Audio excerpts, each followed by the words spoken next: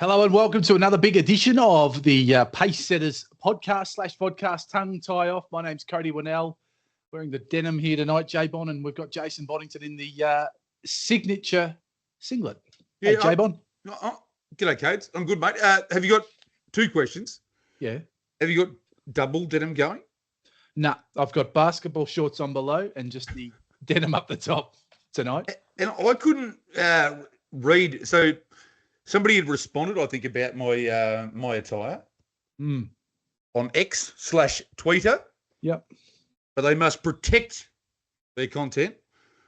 What were they having? Can you recall that? Yeah, I'll call it up. I'm pretty sure it was Stephen Clark, of course, the trainer. Oh, right. I think it was Stephen Clark, and he's very complimentary from memory, J-Bon, of your muscles. Oh, the physique. The physique. Not what it once was, but, you know, hanging in there. Well, he's impressed. If I can there. find the comments. Facebook's a bit funny now, all comments. Stephen Clark, the close-up of the guns is very impressive, Bon.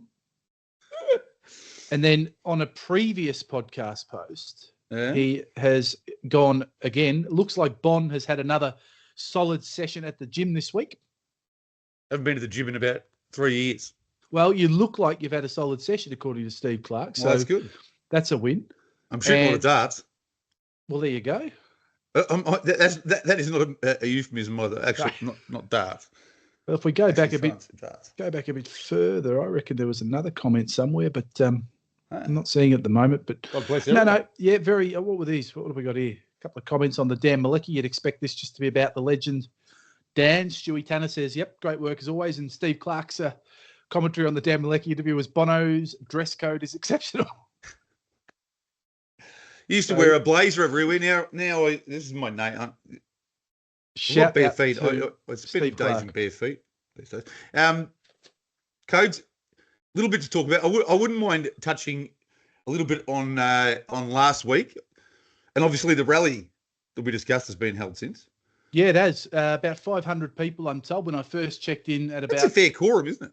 Well, it is. When I first checked in with my source, who was on the ground there, just that I was getting some information off at about 4 o'clock. Yeah. Or 4:30. No, it was about 4:30, 4:45, I reckon. I'd heard there was about 340, 350 people. Yeah.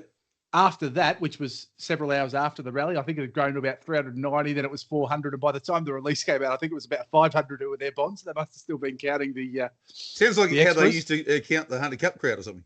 No, I'm sure. 26,000 people fit into a venue that can't hold anywhere near that many. 180 apologies initially found its way also up to certainly over 200. So certainly a big crowd, J-Bon, attended the rally. From all reports, it was very respectful. There was a lot of feeling and emotion. A lot of good discussion was had. Shane Glowry, I think, did a presentation on behalf of the Victorian Harness Racing Club. J-Bon, I know Paul Rouse spoke as well on behalf of the country clubs and what they bring to the table. And yeah, it was a really productive discussion, I'm told. From that discussion, there's been a release issued, and that release can be read on the VHRC channels, on their social media page. Maybe I should call it up, Jason. We can actually go through it. But yeah, any comments so far on my reportage of the event, Jace, or any thoughts on the event itself? You've got your source on the ground, and my source is Cody Francis Winnell. You're my source. So were you surprised though by the numbers, Jace, or anything that's come out of it? Maybe a little bit. Having said that, I don't know if I thought about that much who would turn up, but that is larger than I expected. I must say, because I didn't spend as much time in the executive space as you did. This is embarrassing, but when I read 180 apologies, I thought, 180 people, half of them have come up and apologised. And then I realised, no, that is a term for... oh, goodness. I'm sorry I couldn't turn up. I thought, geez, 180 people came and apologise. That's...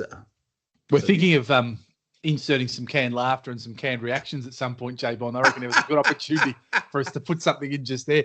I'll read this part, Jace. This is the joint statement by the presidents of the kindred bodies a couple of days ago. We, the presidents of the Victorian Harness Racing kindred bodies. It's an awful term, kindred bodies, but it is a term in harness racing. Kindred bodies.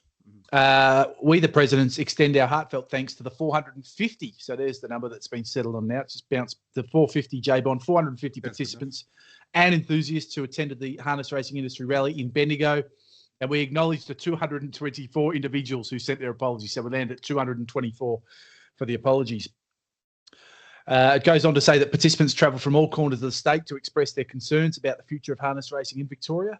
And at the rally, attendees were provided with comprehensive overview of the irresponsible financial management by HRV, J-Bond. That's the wording. In recent years, which has resulted in out-of-control administration and operating expenses. The key points of concern, according to the presidents, include an increase in staffing. Since 2016, the number of full-time employees has increased by 51%, with a 30% increase in the past 3 years alone. Rising employment costs. Employment costs at HRV have surged by 72% over the past 5 years and 31.5% in the 2 years leading up to 30 June 2023. Candle up here. Escalating expenses, administration and operating expenses, excluding stake money, risen by 9.2 million in the last 2 years, and comparative inefficiency. As of 30 June 2023, HRV employed 103 full-time staff compared to 50 at HRNSW, and this disparity has led to HRV's employment costs being $8.6 million higher than HRNSW, and it goes on. It goes on to talk about. Here we go. At yesterday's rally, with the 450 attendees, J-Bond approved a 4-point plan or resolution urging Racing Minister Carbines to act. They want leadership and governance reform at HRV. They're calling for the appointment of new leadership at HRV. They want to adopt a low-cost administration model. Commit to a low-cost administration for the running of harness racing. Retain an equity share in the Melton land. We've talked about that. And withdraw the request for HRV to sign over the ownership of land. I feel like we've talked about that a little bit too. I think those points 3 and 4 are pretty closely connected. We urge all Victorian. That's not going to happen. Like can we say with some confidence that part of it is just not going to happen, is it? Well, it would take an exceptional. My understanding is it would take an exceptional change of position from the government, and the previous board. My understanding is that they lobbied pretty hard to try and maintain the land despite the 2019 change in the rules around the sale of this land. So, I think it'd be a bit of an about face, as you call it, Jace, which is the term that, a lot of people say backflip, but it's actually an about face when there's a significant change. A 180, not a 360. Correct. People say, you've changed your mind 360. That's coming back to the same point. The one bit I must say that I would love some clarification on. And it's not only because I don't get hurt too easy. I've got a pretty thick skin. It doesn't hurt me, but it befuddles me even further. If I indeed, I was given a redundancy package, but surely employment costs have gone up that much. That sounds extraordinary to me. Does it not to you? Feels like there were less and less and less people working. Yeah, I don't know if this is all they're taking this from the annual report or if this has come from other sources. I'm not too sure, and I must admit I haven't read all the annual reports. That's frightening. In the last couple of years, I don't know. Have actually gone up. That's frightening because it felt like it was a cut and burn situation, which happens a lot in dire fiscal circumstances at various organisations. And I don't even agree with that necessarily because you go back probably a few years ago. And if true, whatever staff we had at Harness Racing Victoria, whenever I'd go into state, they were jealous of Victoria because of the media that you were running and how much media we were putting out and how much content and all the rest of it. And now all of a sudden, we've had a flip-flop where Victoria looked like the ugly duckling, the emperor with no clothes. Yeah. But it wasn't too long ago that probably everyone was looking at Victoria. The other states were going, we wish we had that. It always felt like it was a shoestring staff, even in Victoria. Well, but then there were areas of the organisation that seemed very top heavy. And I won't. People can infer from that what they wish. I was going to say, to be fair, we never had a huge team in the media comms department. It was a very small team. We had form basically every day. We had myself and Mick and you and Blake there for quite a period of time, Yep. and that was the team. And that was when we were pushing out a lot of the digital revolution, Jason. Yes. And the new website was built and was pushed out. We had good form humming, of course. That was a daily proposition. The Herald Sun form guides were being filled. The columns were being filled. The website was being built and filled. The social media was being filled. The video was being done. Trot's Vision was being built. It was all. That's why, Coach, I'd like to know I'd like to know more detail about where those employment costs have been incurred. Well, and again, we're only going off this. This statement. I haven't.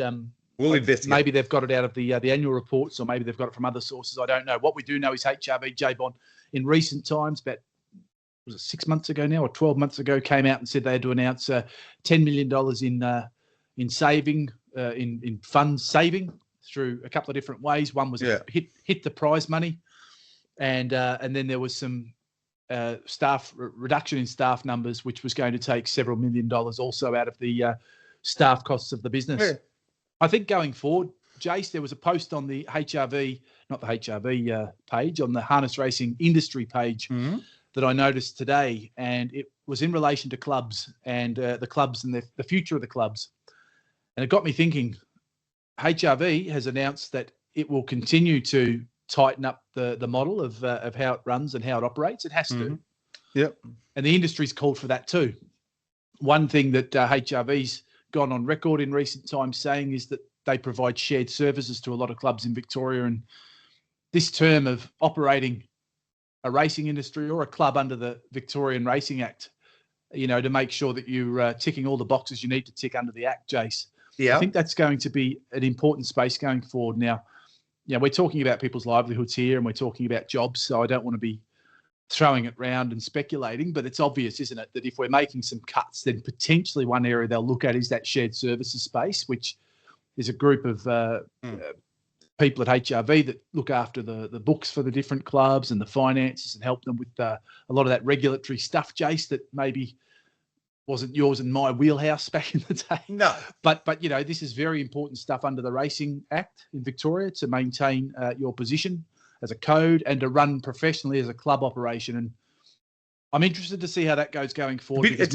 My feeling would be that if HRV said, all right, we're going to cut a bunch of operating costs, shared services goes over to you clubs now for you to stand on your own 2 feet. Yeah.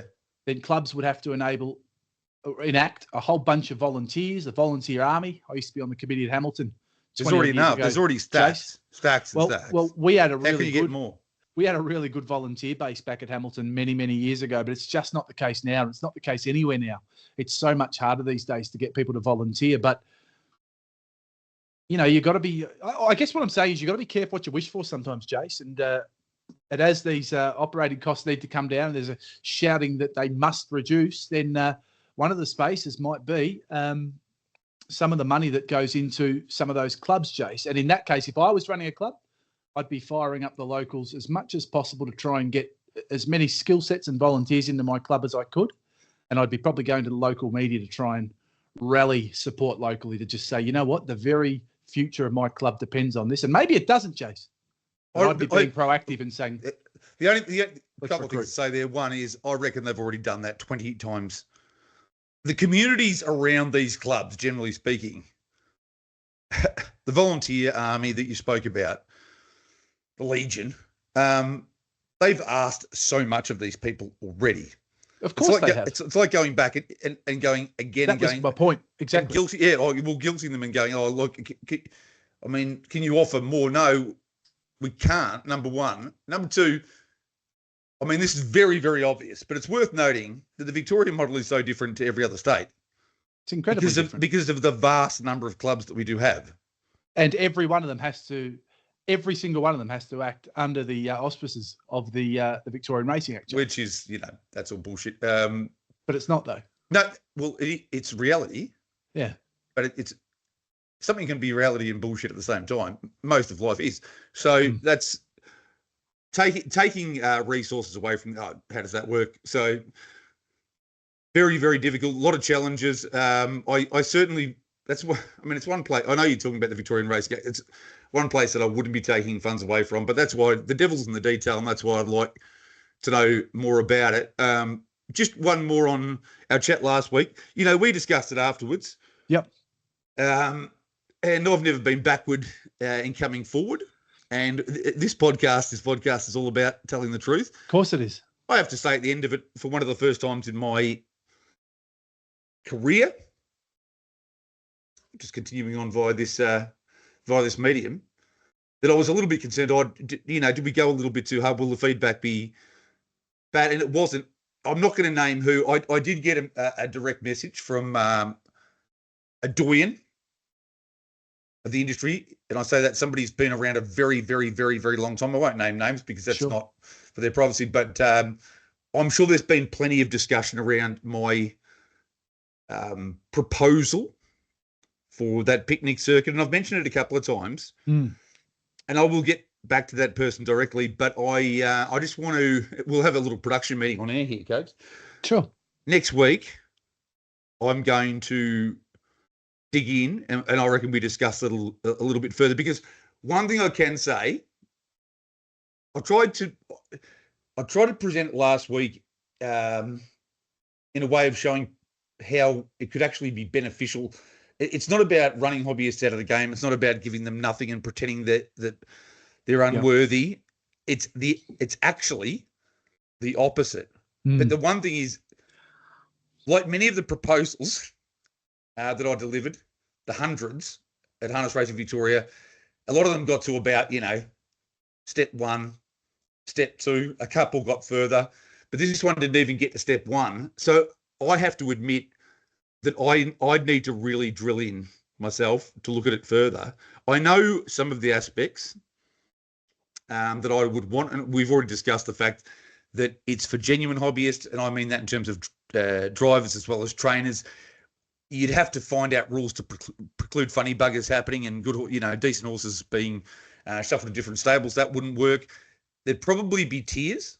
Because I thought about this, that if you won too many of those $1,500 races, well, you then maybe it's $1,500 to $2,000 or whatever it might be, but you'd have to be ruled out at some point if you just if somehow a situation transpired where you're dominating them. But I still believe hobbyists can actually make more money out of those races. And one of the points raised in this direct message is working around the lifestyles of these hobbyists and what else they're doing. And that's part of the engagement with Harness Racing Victoria. If you're going to do something like that, then you'd have to go, all right, well, when sort of schedule around when people were most available. I mean, number one, you'd have to work at how many meetings a week could we do this, but I'd love to discuss it in this is what devilish detail next week. And this is what the show's about, Jace. If you were to present, and we'll lock it into the running sheet for next week, the run sheet. If you can present your vision for this, because you and I have discussed this before, and you, me, and others in the office, Jason. It's got. We always felt it had merit. You've always got differences of opinion, of course. My only point last week wasn't so much, and I mentioned this, that I don't agree with you. That's not it at all. It was more that how do you sell this and bring people along for on board with you? Because previously, when we've tried to bring in any sort of tiered prize money setup, it's been rejected pretty strongly, especially by some of the hobbyists who say, I don't want to race for that. I want to race for that. And it doesn't matter how many times. I mean, and look, maybe I didn't have a one-pager, Jace, that I could reference when I was having this conversation. But I remember one conversation, and I won't name the name of the person who I was speaking to, and it didn't matter how many times I tried to say, but what if you win multiple $4,000 races, right? But you literally can't seem to win one $8,000 race. Surely that is actually more beneficial for you. And psychologically, this person was just simply saying, no, I will not race for that money. And that's the challenge, Jace. But I am a believer. I understand that challenge, but I'm a believer that things work themselves out. So this is a weird little analogy, but there's rule changes in footy and basketball and all these sports. And people say, well, it won't work. But the coaches and the people in charge, they work their way around it, don't they? They do. And I reckon if you're part of the the group of people that don't want to be involved in these races, even though you qualify for them, and then you see a contemporary of yours win 5 races in 2 weeks, I think you'd come around pretty quick. I think the reality of the situation overwhelms the perception. They say perception's reality. It's not. Yeah. The reality of the situation, I think, would this person you're talking about and many others would go, "Oh, bugger this!" Like they'd do the math and go. I think if it was presented in a way to them in the first instance, Jace. Yes, you'd have to do spreadsheets and show the business case. Exactly. I think a proper business and case, business case of how it would work across the board, so that people could go, "Oh, geez, actually, 7 wins, 2 placings compared to 1 win and 3 placings." It's going to work out better, but we'll discuss that in more detail next week. What else we got, Coach? Well, we've got the Vicbred Super Series on at the moment. We've got heats. They started last night at Bendigo and VSS. Yes, the VSS. And funnily enough, my results weren't loading up at all just before, but which reminds me of last night. We'll come to that in a minute. Emma Stewart dominating the 2-year-old heats last night, Jason, which is something we've been saying for many a year with the Vicbred. So I'll just run through this with you. In the 2-year-old colts and geldings first heat, Storms Collide won for Emma Stewart, beating Go Mickey. So it was a stable Quinella from 2 runners for Stewart. Race number 3 was the second heat of the 2-year-old boys. Emma came first, second, fourth, and fifth, and was only split by a Phil Churcott runner, New Shuffle, who came third. Last man. In race 5, the 2-year-old colts and geldings third heat, Michael Stanley won here with Captain Moore at $26. Emma missed the oh no, she didn't have a runner, so there was no runner for Emma Stewart in race in that heat. You will miss the place if you've got no runner. You will. In the 4th heat, Emma had Fox Dan only, and it won at $1.30. And in the 5th heat, good number of heats for the 2-year-old boys, Jace. Emma had 2 runners, and they came second and first and second. So only one trainer in the 2-year-old boys division last night had the enjoyment of beating one of Emma's stars, and that was Phil Churcott, who actually beat a couple of them. I mean, it's a domination. If I was going to segue back, I mean, this is my case in point to a degree. This is the extreme, isn't it? Because it's the Vicbred Super Series. But you can't compete. Well, that's what we're seeing here. It's This is an utter domination. This is not a new thing either. The 2-year-old fillies, Jace. Mick Stanley had a win with Soho Americano, $21. So he's had a good night. He's been in good form for a while, Mick Stanley. Adios. And Emma came second, third, and fourth in the first heat of the fillies. In the second heat of the fillies, Gary and Debbie Quinlan had a win with Miss Ari. Emma came second. Oh, yes. Brighton. And in the third heat of the fillies, Emma came first and second with her only 2 runners. And that's it. So Gary and Deb, well, they previously were under. Was that for the 3-year-olds or the 2-year-olds? They were for the 2-year-olds. The 3-year-olds are tonight, and the time stamp this episode, it's 7:10. Race 1 tonight was the 3-year-old colts and geldings first heat. Jace, Emma had 3 runners, came first, second, and third. Sir Jimmy won at $6 starting price, beating Some American $1.55. The Candyman drove the winner there. Race 2, we saw Stormy Rider going around at $1.20 for Emma Stewart versus Wardan Buddy at $10 from barrier 12.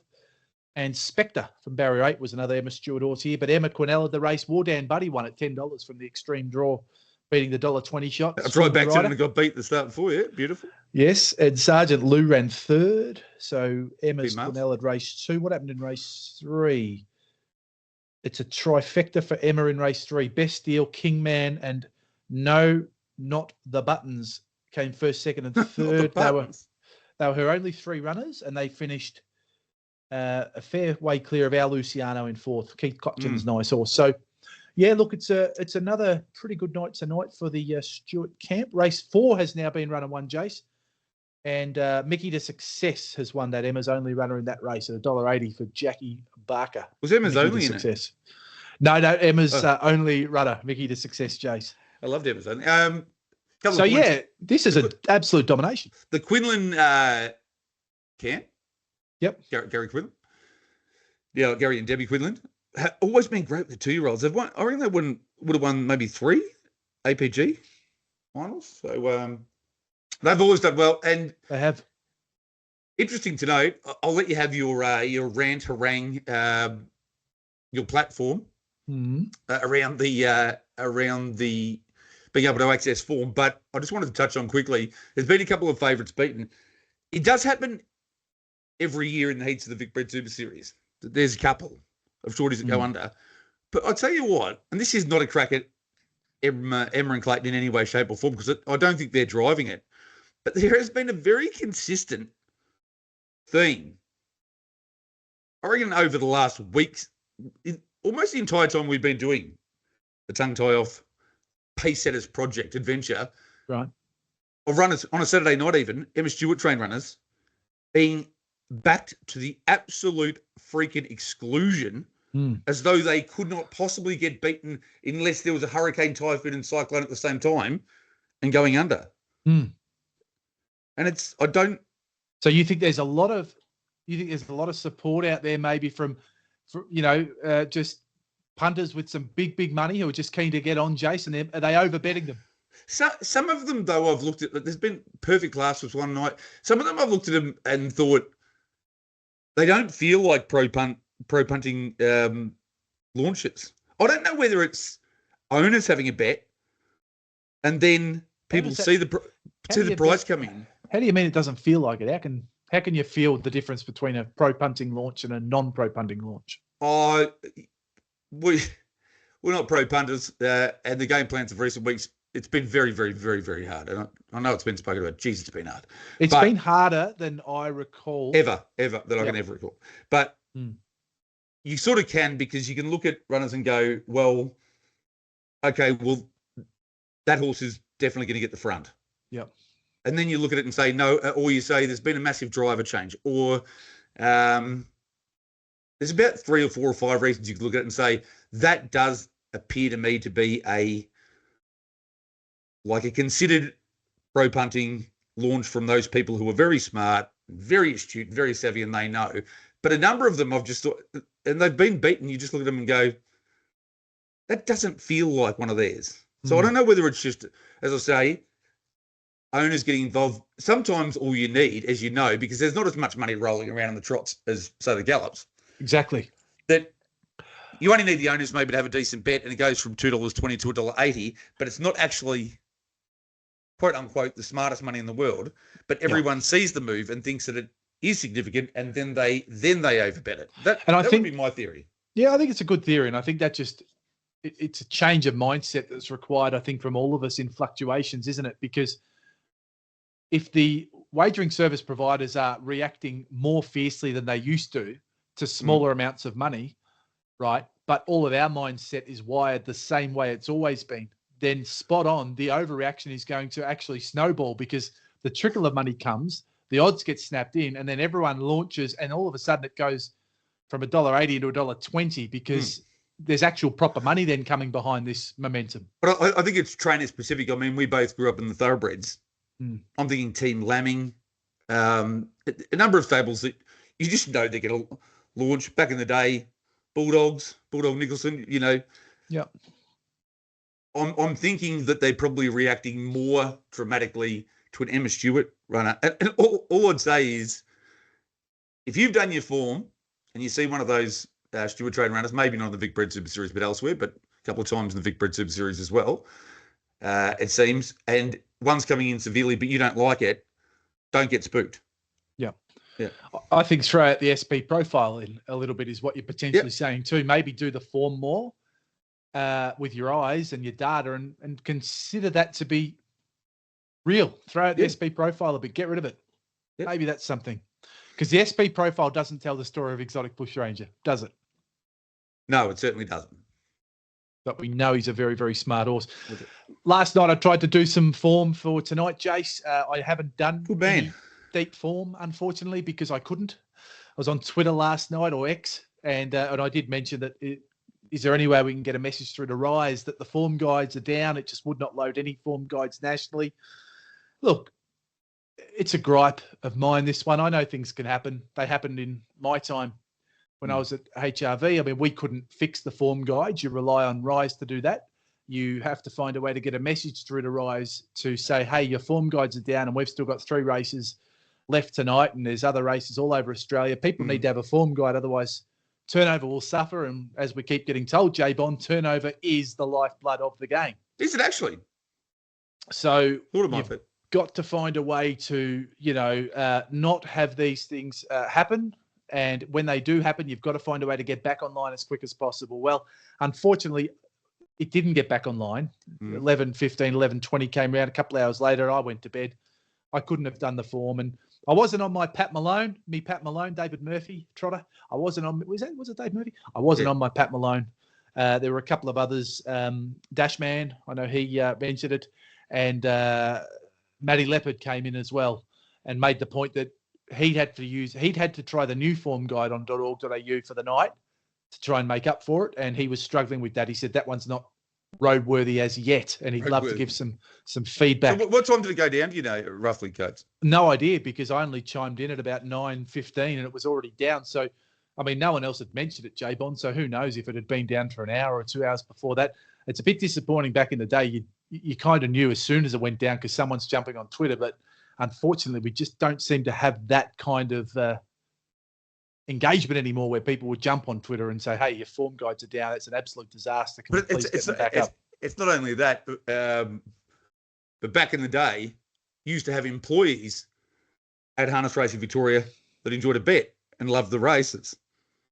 To be fair, and somebody at Harness Racing Victoria would actually be you or I or somebody else that would be. So a shout out now goes to Tim O'Connor. He's one there that does, yes. Him and Darren Skillen both noticed what had happened, and Skills sent an email through to Rise, a couple of old comrades of ours, Jason, yes. Tock and Skills. Both good men.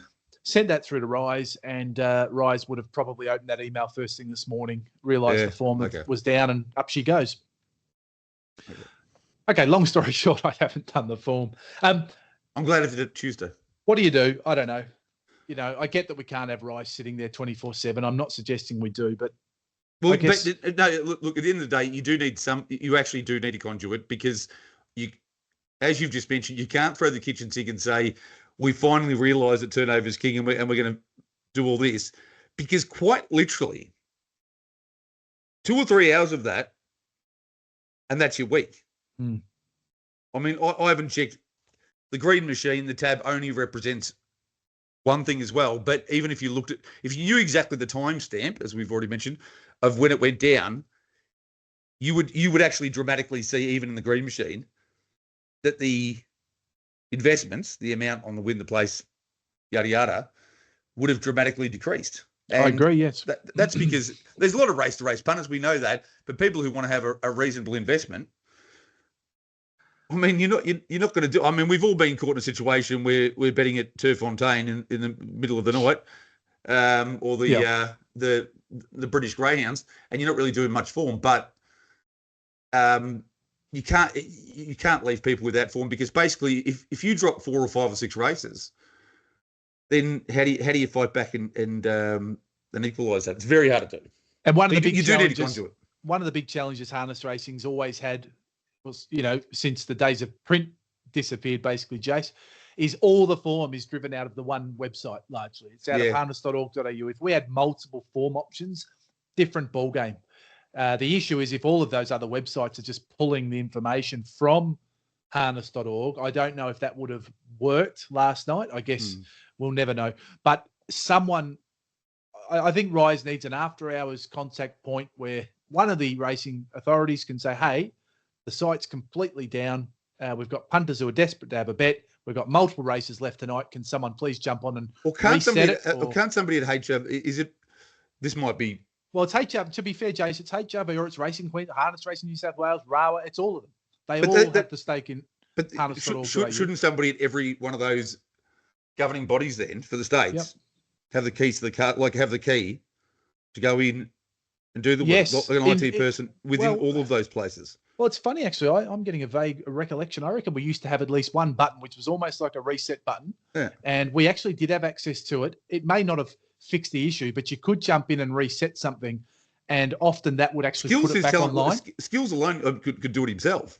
Well, he could, but Skills is no longer at Rise. He works for HRV. But that's what I mean. He, as the HRV, somebody who's got the the codes Yep.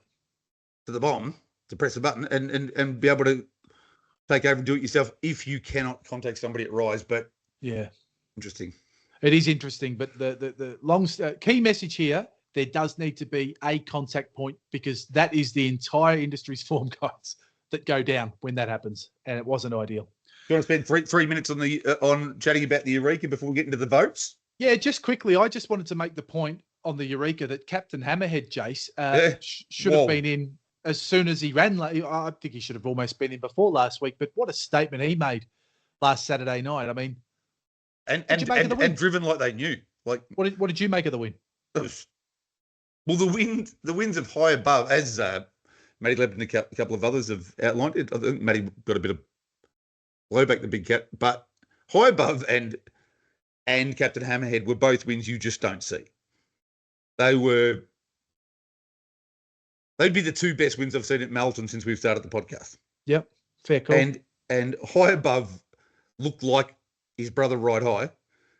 The way he just cruised up. You don't come around 4 and 5 wide at Melton and do what he did. And Captain Hammerhead was just driven like the Lost Storm was leading from memory. Yeah, like I have no doubt I'm going to eat you alive, and I have no doubt, I have no concerns about anyone behind me. And we know that David Brand, what he's been able to do in the past with a great horse who you found earlier than anybody, called Lachlan Varart, and that win from Captain Hammerhead. He's always been a really good horse, but I mean, you made the point last week that you felt that he was the best horse already. Yeah. But that was another level or 9 on Saturday night. Well, it's funny because the horse that he absolutely monstered and has since come out of the Eureka in the Lost Storm, Jace, was actually referenced in my tweet, which I put out a couple of days ago when I said Captain Hammerhead's 152 6-mile rate was the quickest at Melton for 22.40 since the Lost Storm.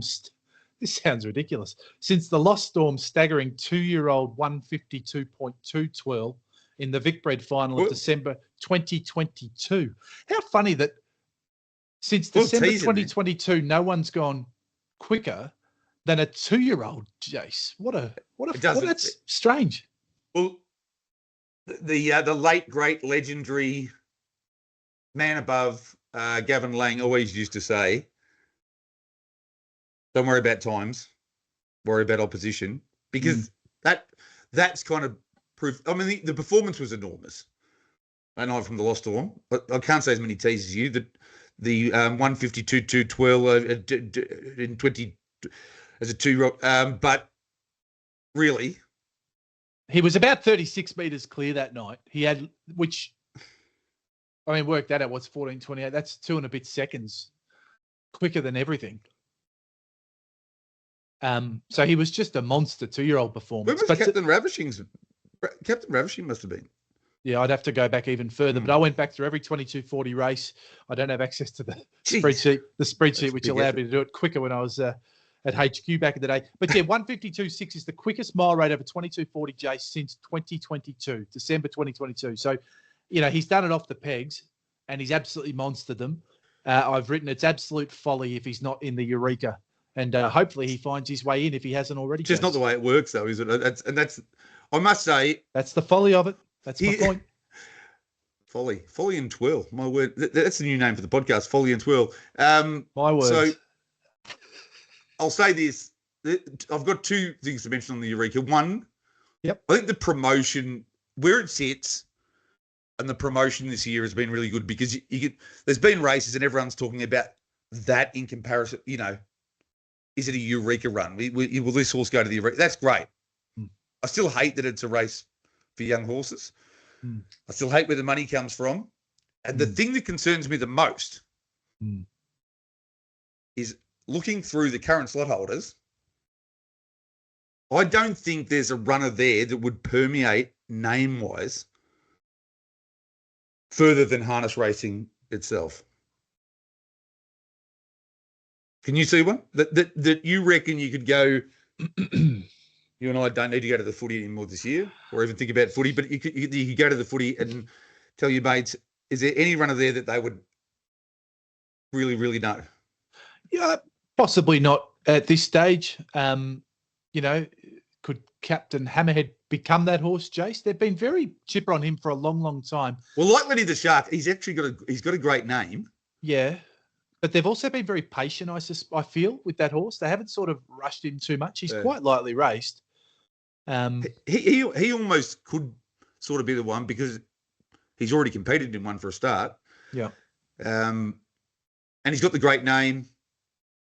Nathan is a great salesman out there as a driver. So that would be one. But it just worried me looking through the slot holders again today and going, geez, I tell you what, I don't reckon many people outside of the industry would know these horses. What about Never Ending Jace, the WA pacer? Yeah. Any thoughts? Not a stack. Not a stack. I mean, the one thing that the race has got is 16 wins out of 22 for Never Ending. I think it's owned by my mate too. Maybe it's not. Owned by a lot of people. Mortz, Fitzgerald, Mortimer, Fitzgerald, Brennan, Jones, Velas, Florio, Buchanan. A couple of big names in there from the West. But the one good thing is that multi-states are represented. Yes, I agree with that. So the two pluses are where it's in the year, it's been able to have that space for promotion where you're looking at races in relation to the Eureka. And having multiple states involved, has that state of origin feel, and I like that a lot. But I am just concerned that the winner of the Eureka is going to come out, and for the general public, I'm not sure they're going to know too much about them. No, fair call. My ratings from last week, Jace, I gave Captain Hammerhead an 8.2. That's the first horse on my rating scale that's ever cracked into the 8s. Whoa. 8.2. What did high above get? I gave high above 7.4. I had rated some higher than high above previously. Jeez. Hell of a gets a good rating of 7 too, just because, which is actually pretty extraordinary. But he went super. He went super in defeat. But yeah, Captain Hammerhead sets a new mark for the unofficial CW ratings, Jace. And what about the Fabergé? What are your 3-2-1 votes, Coates? I went 1 vote. John Justice, absolutely flying. He didn't get a winner, but he got 3 place getters. He's got 6 runners going around at Melton this weekend, and I just think it's fantastic to see John and Ever Justice having a bit of that stable having a bit of a rebirth, Jace, and really at the metro level, getting plenty of starters going around and plenty of success. So I think that's good to see. 1 vote to Johnny Justice. Yep. Well, John would have been inspired just like David Aiken was when Josh was driving, and sometimes having that next generation. And she's very good. She is very good. 2 votes, Emma Stewart, who had a very big night. Emma Stewart, dominating the Vicbreds, but on the Melton meeting, she had a very good meeting too. So she got the 2. And I gave David Moran 3 purely because of the performance of Captain Hammer just blowing me away. So 3 votes to David Moran, Jason. I gave the Selman. He's not Salmon. Selman. David Moran, 1 vote. Salman Rushdie. 2. Yep. We don't want to stackler against the show. 2 for Emma Stewart. Yep. Shot as well, was he? And 3 for Nathan Jack, because he also had the win with Derek the Jet. Yes. And he drove Captain Hammerhead like he was by far the best horse in the race, and that transpired or materialised to be true. Black Booker. So there weren't too many options here. No, so what's my Black Booker? I thought she went terrific. She was off the pegs in that race that was dominated by the Stewart runners there in Major Delight finding the lead, Jace, ahead of Soho Historia with poor old Rakira Rebel. Couldn't keep out Historia. Tried to sort of go forward and realised the lead wasn't there. No, I don't need to recap this one, mate. And then round goes the favourite. Nick got the lead, of course. So the leader decided, well, that's the horse I want to be following. So poor old Rakira Rebel again gets having to do all the work, and she's run another very gutsy race. But So What was chasing down the outside and was only a couple of metres off that winner, and I reckon So What is nearly back to somewhere near its best. Don't think it'll be this week. We'll talk about the form soon. So What and Helliver in the same right. My Black Booker is Crime Rider. Yep. And he's been sort of edging around that for a fair while, hasn't he? But he lives in my Black Book. He's pretty well. You'd love him to win one, wouldn't you? The one thing we should mention. Yeah. I didn't follow up, Rakiro Rebel loses, but I told you, I've known Gurgery Sugars for a long time, the candy man, Reg. And there was a glint. I told you about that glint when he spoke about Illawong Lara, Jay, didn't I? You did. The glint. Yep. And he glinted. The Greg Glint. Yeah. All right. They're the votes. Glint. And there's the Black Bookers. Yep. Let's get into the form.